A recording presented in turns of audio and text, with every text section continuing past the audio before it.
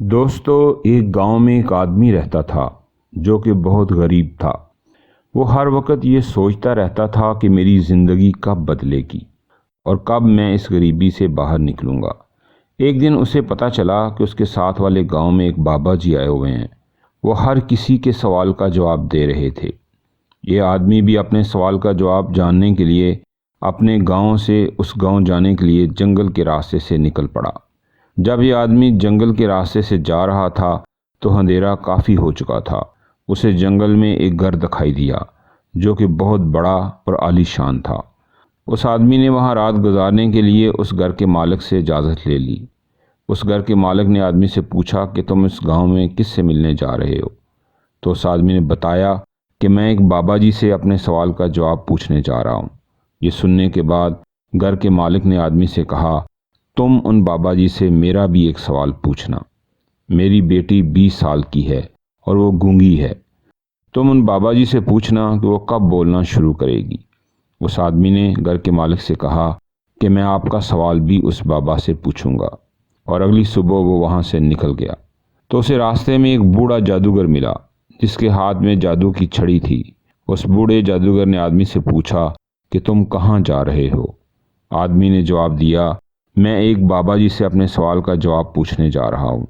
بوڑھے جادوگر نے اس سے کہا کہ تم اس بابا جی سے یہ بھی پوچھنا کہ میں جنت میں کب جاؤں گا۔ وہ آدمی ہاں کہہ کر وہاں سے چلا گیا۔ تھوڑی دور جانے کے بعد آدمی کو ایک بڑا سا کچھوا دکھائی دیا جو کہ ڈریگن بننے کی کوشش کر رہا تھا۔ اس نے بھی آدمی سے پوچھا کہ تم کہاں جا رہے ہو؟ آدمی نے اس سے کہا کہ میں ایک بابا جی سے اپنے سوال کا جواب پوچھنے جا رہا ہوں۔ کچھوے نے اس سے کہا کہ تم بابا جی سے یہ بھی پوچھنا کہ میں ڈریگن کب بنوں گا۔ آدمی کچھوے کو ہاں کہہ کر وہاں سے چلا گیا۔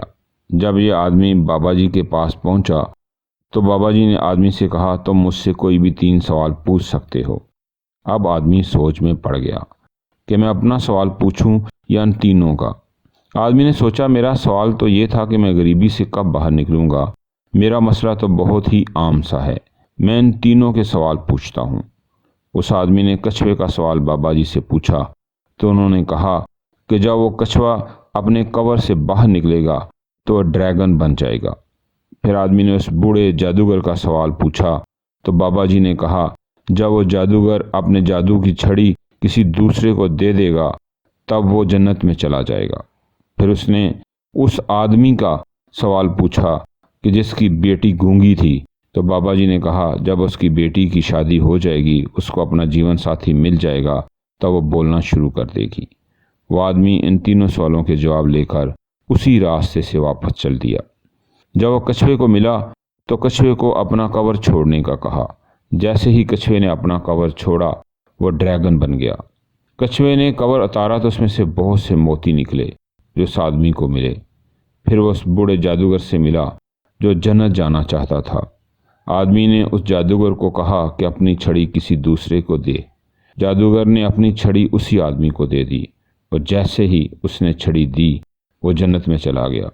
پھر وہ آدمی اس گھر کے مالک سے ملا اور اس سے کہا کہ جب تمہاری بیٹی کی شادی ہو جائے گی تو وہ بولنا شروع کر دے گی۔ اس گھر کے مالک نے اپنی بیٹی کی شادی اسی آدمی سے کر دی اور وہ لڑکی بھی بولنے لگی۔ اس کہانی سے ہمیں یہ سبق ملتا ہے کہ ہمیں کچھ پانے کے لیے کچھ کھونا پڑتا ہے، کچھ چھوڑنا پڑتا ہے، کچھ سیکریفائز کرنا پڑتا ہے۔ جیسے اس کچھوے نے اپنا خول چھوڑا تو وہ ڈریگن بن گیا۔ اس بوڑھے جادوگر نے اپنی چھڑی چھوڑ دی تو جنت میں چلا گیا۔ اس گھر کے مالک نے اپنی بیٹی کی شادی کر دی تو وہ بولنے لگی۔ اس کہانی میں سب کو کچھ نہ کچھ ملا، لیکن سب سے زیادہ اس آدمی کو ملا جو بہت غریب تھا، کیونکہ اس نے سب سے زیادہ سیکریفائز کیا اور اتنی دور اپنے سوال کا جواب پوچھنے کے لیے گیا تھا، لیکن اس نے اپنے سوال کو ایک طرف رکھ کر دوسروں کے سوال پوچھے۔ اس نے دوسروں کے لیے سیکریفائز کیا اور اسے سب سے زیادہ ملا۔ دوسروں کی زندگی آسان کرو گے تو تمہاری زندگی خود بخود آسان ہو جائے گی۔ دوستو، اگر آپ کو یہ کہانی اچھی لگی ہے تو اس کو دوسروں تک پہنچائیں اور چینل کو لازمی سبسکرائب کریں۔